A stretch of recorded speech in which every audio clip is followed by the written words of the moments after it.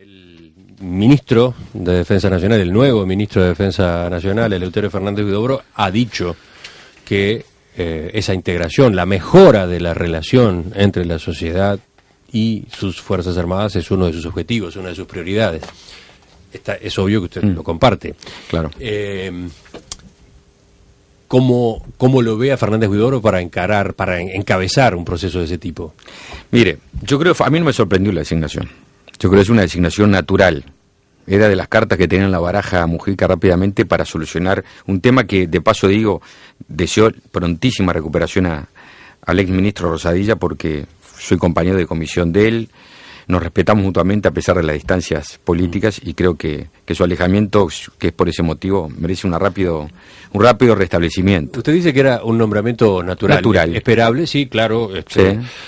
Pertenece al mismo sector político, claro, que Rosadilla, la CAPEL, es más, es el líder del sector, y es dentro del entorno de confianza de Mujica, de los hombres que más conocen la interna de las Fuerzas Armadas. Yo tengo dos formas, Emiliano, de pero más, además de esperable, sí, para usted, ¿era un nombramiento deseable? Yo tengo dos formas de responderle la pregunta, Emiliano.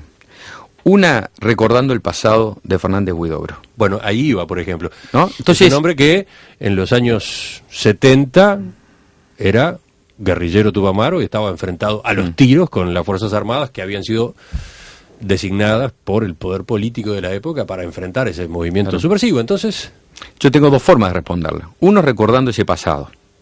Entonces yo me hago una pregunta, ¿agrego algo con eso? Yo, 40 años después, si me dedico a recordar el pasado Huidobro, porque la verdad no voy a ser muy novedoso, porque hay ríos de tinta escritos sobre esto. Entonces, parece que yo no agrego nada. Tengo otra forma. Es decir, bueno, muy bien, así como creo que no se agrega nada recordando el pasado Huidobro, me parece que tampoco se agrega nada si los compañeros de Fernando Huidobro se pasan recordando el pasado de algunos integrantes de las Fuerzas Armadas. Ya está.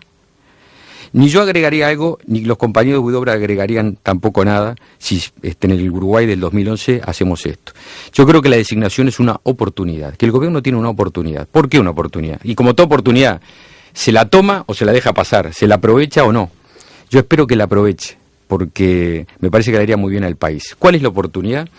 La oportunidad que tiene el gobierno es el de restablecer una relación que en los últimos 6 o 7 meses se deterioró profundamente entre el Frente Amplio, y digo la enorme mayoría del Frente Amplio, y el gobierno específicamente, y las Fuerzas Armadas. ¿A partir de qué?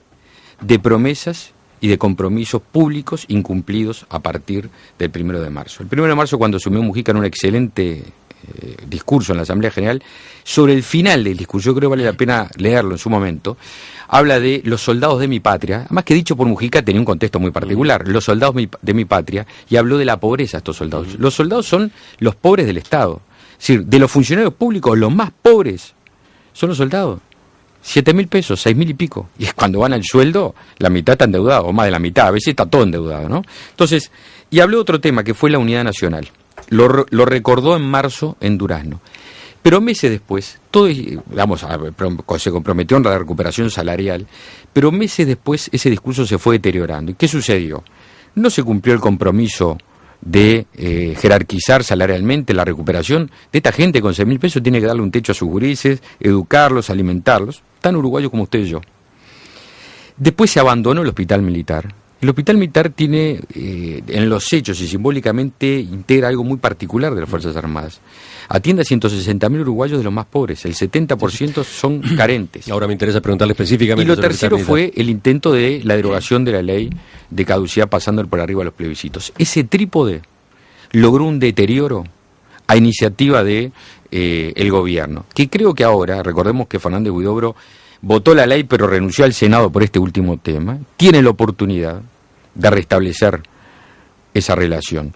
Pues yo digo, preferiría... Lo presupuestal, lo decía el propio Fernández Huidobro la semana pasada cuando lo entrevistábamos, está encaminado dentro de lo posible. Por ejemplo, en el rubro sueldos del personal de las Fuerzas Armadas se han dispuesto aumentos, pero además se ha previsto que lo que quede libre por las vacantes se pueda redistribuir para continuar aumentando los sueldos. Y eso va a ocurrir porque está previsto paralelamente este mecanismo para que soldados pasen a ser policías y por lo tanto dejen puestos dentro del Ejército, la Fuerza Aérea y la Armada.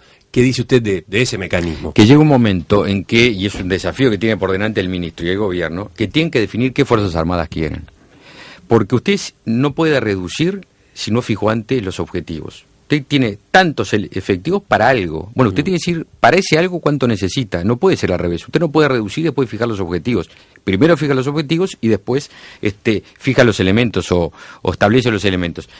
Fernández Huidobro el otro día decía, creo que con usted, en la entrevista, bueno, se puede suplir en un mundo tan tecnificado, uno tecnifica y reduce efectivos. ¿En pos de qué? De mayor técnica, agregar elementos tecnológicos. Bueno, pero si usted reduce efectivos, pero al mismo tiempo recorta inversiones en tecnología, la pregunta es ¿hacia dónde va? Porque en el mensaje de rendición de cuenta de ahora lo que hay es una disminución en inversiones, es decir, entre otros en tecnología. Entonces, ¿cómo es la cosa? Reduce efectivos y tecnología, ¿hacia dónde va? Yo pregunto, ¿qué vamos a hacer con las misiones de paz? Ahora tenemos un problema serio, y es que esta reducción de efectivos nos hace que deba cuestionarse, o de cuestionarse en el sentido de contestarse, ¿cómo vamos a hacer para mantener los efectivos en misiones de paz y al mismo tiempo cubrir las misiones que hay en el país? Porque no podemos transformarnos en unas Fuerzas Armadas de exportación. Nosotros tenemos que tener Fuerzas Armadas en virtud de necesidades nacionales, y como otra misión agregada en virtud de la política exterior, las misiones de paz. Pero hoy, con las reducciones que hay en todas las unidades que estamos visitando, las vacantes son muy considerables. Pero el tema es que todavía el gobierno no definió qué Fuerzas Armadas necesita el país y cuál quiere. Y entre otras cosas... ¿Y pudo haberse hecho eso ya? Ya lo debería haber hecho. Porque el propio Fernández Huidobro dijo, la hoja de ruta de mi gestión será la Ley Marco de Defensa Nacional, aprobado durante el gobierno anterior, y que el destacado además surgió de la más amplia participación de la sociedad, partidos políticos, militares, expertos internacionales. Esa ley mandata a tomar justamente ese tipo de decisiones. Yo desearía que fuera la hoja de ruta de ahora en más, porque hasta el momento no lo fue.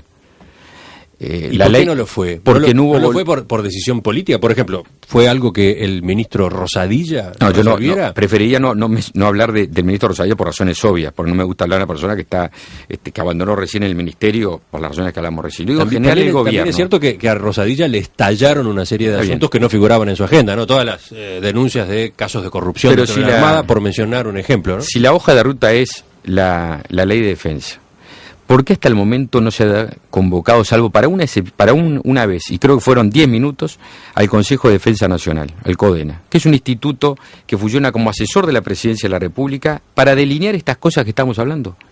Y yo creo que es un excelente instrumento para hacer de la política de defensa una política nacional, donde todos los partidos estemos concordantes. ¿Por qué? Porque en ese CODENA, que integra el presidente, el ministro de Relaciones Exteriores, de Defensa, de Interior y Economía, también pueden ser convocados legisladores, los mandos militares, es decir, establecer un ámbito. Entonces, digamos, muy bien, en el siglo XXI, ¿cuáles son los conflictos que puede tener Uruguay?